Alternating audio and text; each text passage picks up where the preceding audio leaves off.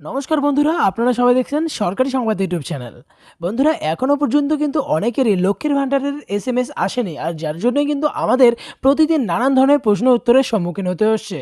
অনেকেই জানাচ্ছে যে ফর্ম ফিল আপের 10-15 দিন হওয়া সত্ত্বেও এখনও এসএমএস আসেনি। তারা এর পরবর্তীতে কি করবেন, কোথায় যাবেন কিছুই কিন্তু বুঝে উঠতে পারছেন না। এসএমএস যদি না আসে তাহলে তারা কি করবেন সেটাও কিন্তু তারা ঠিকমতো বুঝতেছে না। তো বন্ধুরা, লক্ষ্মীর ভাণ্ডারের এসএমএস না আসলে কি কি করতে হবে, এসএমএস না আসলে লক্ষ্মীর ভাণ্ডারের টাকা পাওয়া যাবে কি যাবে না, এই ধরনের সমস্ত প্রশ্নের উত্তর কিন্তু আপনারা আজকের এই ভিডিওটি থেকেই জানতে চলেছেন। তো অবশ্যই কিন্তু ভিডিওটিকে একদম শেষ পর্যন্ত দেখবেন।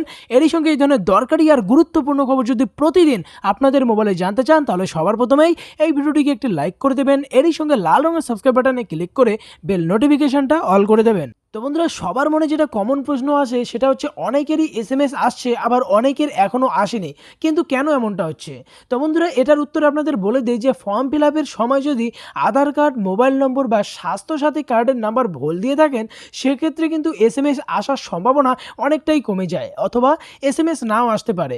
আবার অপরদিকে যেহেতু দুয়ারে সরকার ক্যাম্পে প্রচুর ফর্ম জমা পড়েছে, তার জন্য আবেদনপত্র অ্যাপ্রুভড হতে কিন্তু একটু বেশি সময় লাগতে পারে। তার জন্য আপনাদের একটু ধৈর্য ধরতে হবে।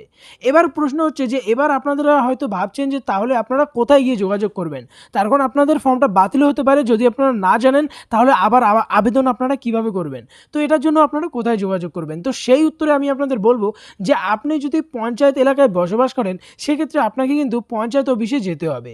সরকারি যারা আধিকারিক রয়েছেন তাদের সাথে কথা বলতে হবে।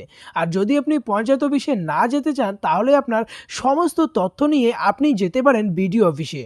বিডিও অফিসে গিয়ে আপনি জিজ্ঞাসা করতে পারেন আপনার এসএমএস কেন আসে না, অথবা আপনার ফর্মটা বাতিল হয়েছে কিনা তাও জেনে নিতে পারবেন। আর আপনি যদি শহরে বসবাস করেন তাহলে আপনাকে এসডিও অফিসে যোগাযোগ করতে হবে, অথবা আপনি পৌরসভাতেও যোগাযোগ করতে পারেন। বর্তমানে লক্ষ্মীর ভাণ্ডারের যা কাজ হচ্ছে সবই অফলাইনে হচ্ছে। সব কিছু করার পরও যদি কোনো রকম সহযোগিতা না পেয়ে থাকেন, তাহলে আপনি আপনার মোবাইলে দুয়ারে সরকার সার্চ করবেন। ওয়েবসাইটে গিয়ে দেখবেন নিচের দিকে লেখা রয়েছে কন্ট্যাক্ট উইথ আস।